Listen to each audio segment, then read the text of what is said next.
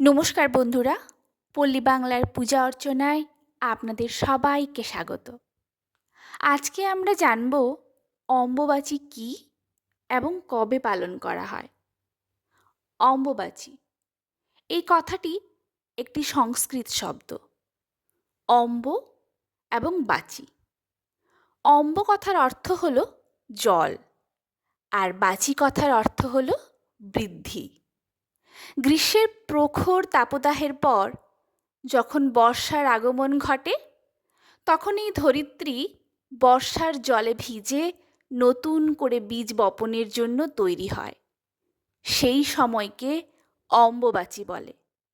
লোকবিশ্বাস অনুসারে আষাঢ় মাসের 7 তারিখে মৃগশিরা নক্ষত্রের 3টি পদ শেষ হলে পৃথিবী বা ধরিত্রী মা রজস্বলা হন। এই সময়টিতে অম্বুবাচী পালন করা হয়। কথিত আছে, কিসের বার কিসের তিথি আষাঢ়ের 7 তারিখ অম্বুবাচী। এদিন থেকেই হয় অম্বুবাচী শুরু।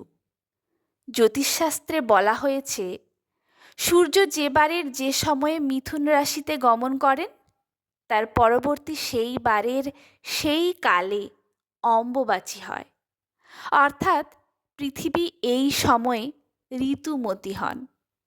সেই অনুসারে এবছর অম্বুবাচী প্রবৃত্তি বা শুরুর দিনটি হল 7ই আষাঢ়, আর ইংরেজি ক্যালেন্ডার অনুযায়ী 22শে জুন। আর অম্বুবাচী নিবৃত্তি বা শেষের দিনটি হল 10ই আষাঢ়, আর ইংরেজি ক্যালেন্ডার অনুযায়ী 25শে জুন। নমস্কার।